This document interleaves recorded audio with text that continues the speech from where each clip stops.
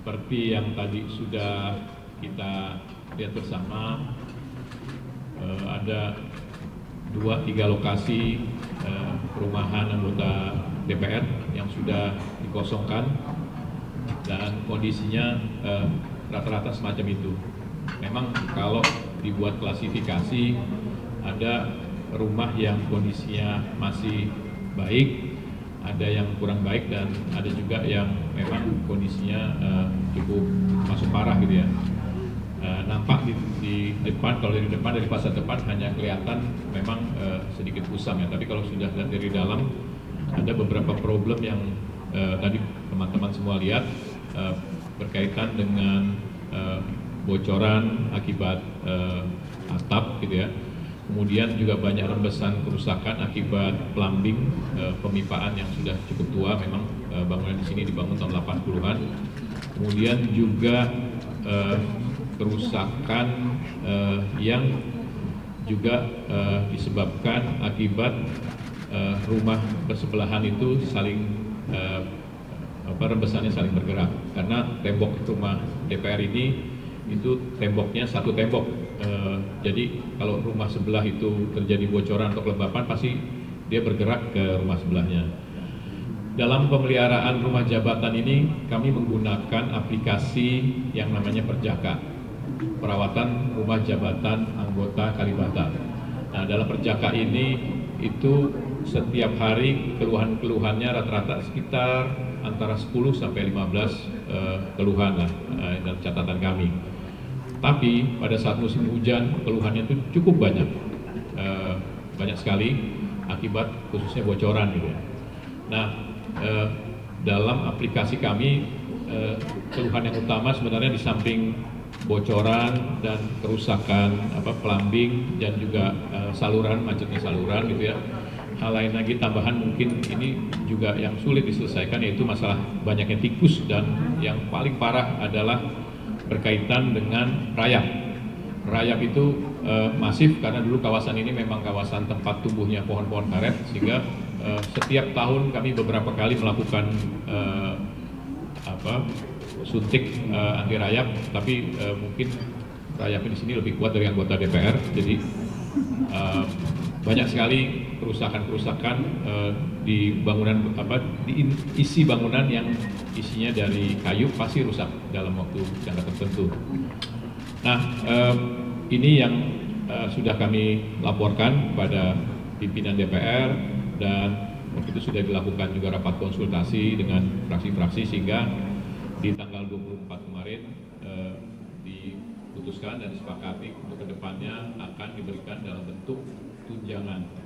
Nah, tunjangan ini tentu adalah bagian dari bagaimana cara kami memberikan layanan kepada Dewan, karena persidangan-persidangan yang dilakukan, kegiatan Dewan itu sangat padat, sehingga sudah selayaknya lah anggota-anggota Dewan itu bisa memiliki hunian atau tempat tinggal itu yang layak, yang tenang, yang bisa produktif dalam mengerjakan tugas-tugas konstitusinya. Nah, ini yang menjadi concern kami, dan tentunya berkaitan dengan hal tersebut kami sudah menindaklanjuti, kami sudah melakukan survei-survei sebagian dan bekerjasama dengan appraisal yang nanti akan melihat besaran yang paling realistis itu di tingkat apa. Kami tidak ingin berpretensi mencari nilai yang setinggi-tingginya, apalagi serendah-rendahnya, tapi yang paling realistis seperti apa hunian itu bisa menjadi tempat bekerja anggota Dewan selama 5 tahun ke depan. Saya kira itu adalah catatan kami. Setelah juga tadi teman-teman sudah melihat semua seperti apa kondisinya, dan tentu kami saat ini sedang mempersiapkan dokumen-dokumen dan tahapan-tahapan ke depan bersama dengan Kementerian Keuangan dan Sekretariat Negara untuk menyelesaikan proses pengembalian aset negara ini kepada negara. Saya kira itu.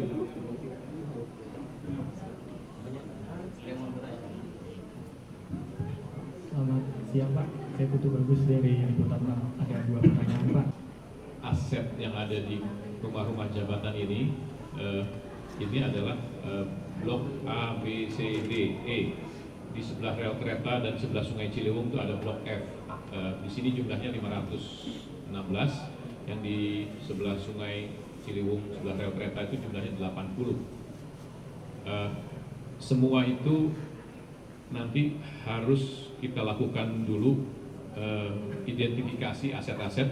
Di dalamnya ini ada aset-aset yang itu milik negara, dalam hal ini pengelola barang Kementerian Keuangan. Ada juga aset-aset yang itu punya DPR.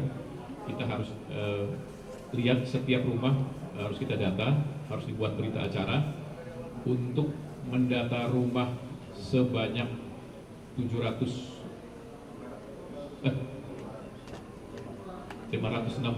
lebih rumah. Tentu butuh waktu.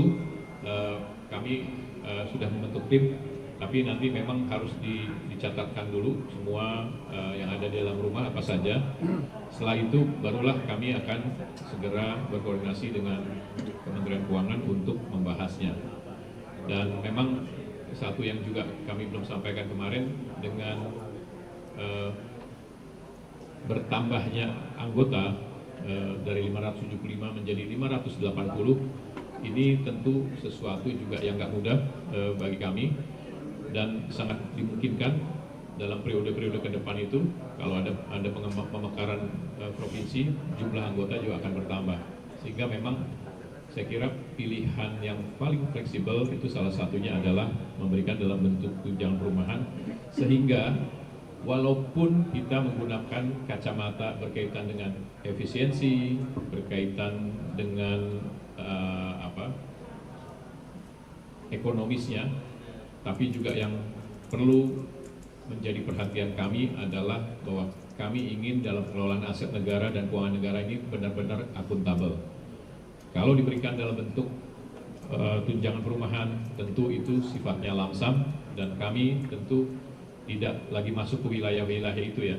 Anggota dewan apakah dia akan mencicil rumah, apakah akan menyewa rumah, tentu kami tidak masuk ngurusin kwitansi anggota dewan. Kami serahkan selama 5 tahun anggota dewan bagaimana merasa nyaman dengan fasilitas tunjangan yang ada. Saya kira itu ya. Ya, jadi kajian tentang ini kami sudah buat wacana ini dari 2 tahun lalu ya, menghitung kalau ada pergantian dewan ini ke depannya seperti apa gitu. Tentu kalau kajian kami ini mendasari pada kaitan efisiensi, kaitan akuntabel itu utama. 2 hal itu menjadi cara pandang kami. Nah, kajian ini kami sampaikan kepada pimpinan gitu. Kalau dalam bentuk tunjangan seperti apa, kalau di revitalisasi seperti apa. Jadi saya kebetulan latar belakang saya teknis, maka saya paham betul kalau dilakukan perbaikan, tentu perbaikan yang disebut dengan perbaikan seluruh atap itu dan struktur itu harus dilakukan pembongkaran. Pernah dilakukan ini pada 2008 dan 2010 dan itu tidak berpengaruh. Ternyata strukturnya itu masih terus sebagian, tadi saya lihatkan di rumah yang pertama itu kan retakan-retakan struktur itu sangat serius dan masif, dan itu nggak bisa diperbaiki dengan hanya ditutup ya, tapi memang strukturnya harus diperbaiki. Jadi kajian kami ini memang kami sampaikan tentu dengan berbagai pertimbangan gitu ya. Teman-teman dari media juga mungkin kalau mengatakan soal efisiensi bisa juga melakukan second opinion dengan beberapa DPR di daerah, di provinsi maupun di kabupaten kota, itu mereka besarannya seperti apa gitu ya.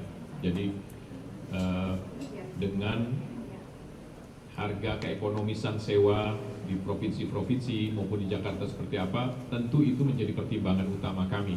Karena kita ingin, seperti beberapa kemarin anggota dewan, ada juga yang merasa walaupun kondisi apapun lebih nyaman di sini, karena tidak mau repot untuk cari sewa lagi, tidak repot mencari tempat hunian lagi.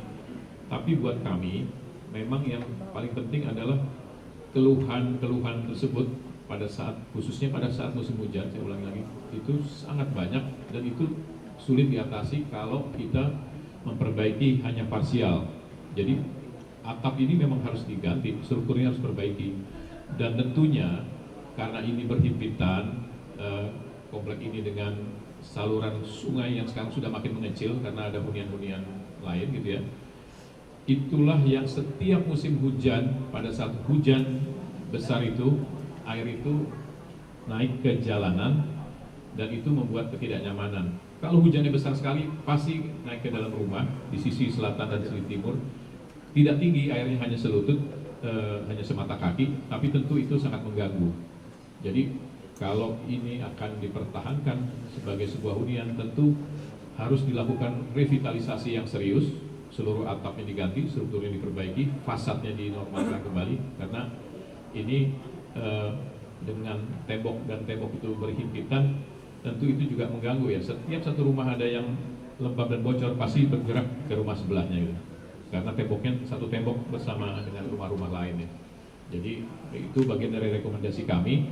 Dan kalau nanti dari pemerintah dalam hal ini ke depan akan melakukan revitalisasi serius ini untuk ke depan lagi, saya kira opsi itu mungkin saja gitu ya. Tapi tentu itu butuh stamina yang sangat besar gitu ya. Tidak bisa hanya sekedar kalau bocoran itu ditaruh cairan tertentu. Saya kira ini problemnya karena memang strukturnya rata-rata sudah turun gitu ya. Dan berkaitan besaran tadi sudah saya jelaskan. Besaran ini tentu kita bicara juga tentang hal-hal yang realistis dilakukan untuk melakukan sewa di Jakarta itu. Pasti berbeda dengan kalau misalnya teman-teman mendengar di DPRD provinsi atau kabupaten kota uang perumahannya 40 juta, 50 juta gitu ya. Tentu secara apple to apple kita juga harus memandang itu apakah Jakarta dengan di tempat lain itu besaran properti, harga properti itu sama sewanya. Saya kira itu juga harus jadi pertimbangan kami. Makanya kami menggunakan konsultan appraisal untuk itu. Dasar itulah yang nanti menjadikan kami untuk melakukan finalisasi yang akan kami laporkan kepada alat kelengkapan dewan yang namanya BORT setelah nanti terbentuk. Saya kira itu ya. Rumah dalam kondisi baiknya udah ada jumlahnya? Sebenarnya gini, rumah yang dalam kondisi baik pun kami punya data ya. Hari ini kami nggak bawa jumlahnya. Kami punya data. Rumah yang dalam kondisi baik pun sebenarnya itu pun untuk saya menyampaikan dalam kerangka yang proporsional dan objektif ya. Untuk sebuah hunian pejabat negara itu masih di bawah kelayakan saat ini. Walaupun disebut itu tidak ada bocoran, kering, aman gitu ya. Tapi untuk sebuah hunian ini seperti tadi teman-teman lihat, itu tangga ke atas itu kan besarannya sekitar hanya 20-25 cm tangga ke atas itu ya. Kadang-kadang kalau anggota mau kamar atas itu untuk naruh barang, memang dengan besarnya tangga itu hanya 20-25 cm, itu sangat sulit untuk mobilisasi gitu ya.